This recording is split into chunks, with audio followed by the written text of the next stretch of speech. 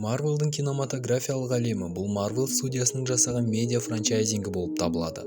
Студия басшылары фильмдер тұрақты қарқынмен шығып тұратынын айтты. Алдағы уақытта жаңа кейіпкерлердің пайда болатынын және бұрыннан келе жатқандардың кетуі мүмкіндігін де атап өтті. Бүгін сіздерге алдағы уақытта Marvel ұсынған сериалдар мен фильмдердің топтамасын ұсынамыз. Venom Последний танец әлемдік премьера 24 жылдың 23 қазанына жоспарланған. Marvel комикстарына негізделген фильм Venom және Venom 2 фильмдерінің жалғасы болып табылады. Бұл жолы Venom мен Эддидің артынан әскерилер түседі. Оның үстіне Venomның ғаламынан келгендер планетаға қауіп төндіретін болады. Крейвен охотник әлемдік премьера 24 жылдың 11 желтоқсанына жоспарланған. Фильм Marvel комикс кейіпкеріне негізделген. Бірнеше жыл бұрын Сергей Кравиновтың әкесі оны арыстан аулауға аңға алып барады.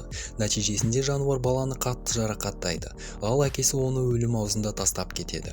Алайда Сергей арыстанның қан тамшысы өзінікімен араласқаннан кейін тірі қалады. Бұл жағдайдан кейін оның жануарлар әлемімен байланысты күшейіп, Крейвен есімді аңшыға айналады. Капитан Америка Новый мир әлемдік премьера 25 жылдың 12 ақпанында күтілуде. Фильм Капитан Америка Зимний солдат, Первый мститель противостояние фильмдерінің жалғасы болып табылады. Бұл Marvel кино әлемінің 35-ші фильмі. Сэм Уилсон Капитан Америка рөлін қабылдап зұлымдардың лидерімен шайқасқа түседі. Сорви голова рожденный заново сериалдың премьерасы 25 жылдың 1 наурызына жоспарланып отыр. Сериал Marvel комикс франшизасының жалғасы болып табылады. Сюжет бойынша Мэтт Мёрдок бұрынғы жауларын кездестіріп, жаңа қауіп-қатерлермен күреседі. Оның басты қарсыласы қылмыскерлердің басшысы Кингпин болады. Мэтт заңгер және сорви голова ретінде екі адамның өмірін қатар алып жүреді.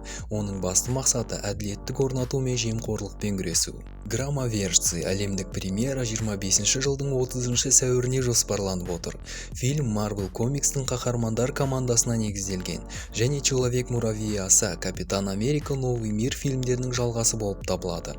Бұрынғы зұлымдардан құрылған команда Красный Страж, Джон Уокер, Баки Барнс сияқты кейіпкерлерді біріктіреді. Сюжетте команда мүшелерінің арасындағы қиын қарым-қатынаспен және қауіпті миссиялар күтілуде. Фантастическая четверка Первые шаги әлемдік премьера 25 жылдың 23 шілдесіне жоспарланып отыр. Бұл Marvel франшизасын қайта жандандыру болады. Фильм жанкүйерлерге жаңа сюжеттік желілер мен жаңа оқиғаларды ұсынады. Кевин Файги сюжет 60 жылдардағы альтернативті ғаламда өтетін және жаңа кейіпкерлердің қосылатыны туралы айтты. Blade әлемдік премьера 25 жылдың 5 қарашасында күтілуде. Blade франшизасын қайта жүктеу Marvel кино әлеміндегі 38-ші фильм. Эрик Брукс өмірін вампирлерді аулауға арнаған жартылай вампир. Фильм Blade'тің қалай пайда болғаны туралы және оның вампирлер аңшысына айналуы туралы болады. Железное сердце мини-сериал әлемдік премьера 25 жылда күтілуде. Сериал Черная пантера Ваканда навеки фильмінің жалғасы болып табылады. Сюжет бойынша жас өнертапқыш Рири Уильямс Тони Старктан шабыт алып өзінің жетілдірілген сауыттарын жасайды.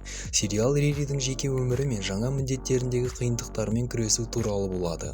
Жалпы Marvel компаниясының шығу тарихы сонау 1939 жылы Мартин Гудманның басшылығымен бастау алған болатын. Ал ең алғашқы кейіпкер Человек-факел болды. Қазіргі таңда Marvel Comics Walt Disney компаниясына тиесілі. Marvelдың кино әлеміне келетін болсақ, 2008 жылы шыққан Железный человектан бастап, қазірге дейін 30-ға жуық толық метражды кино шыққан, және алдағы уақытқа да біраз фильмдер дайындалғанын көрдіңіздер. Ал менің бүгінге айтарым осы. Контент ұнап жатса, каналға тіркеліп комментарий қалдыруға ұмытпаңыздар. Сіздермен болған жұмбақ әлем. Келесі кездескенше.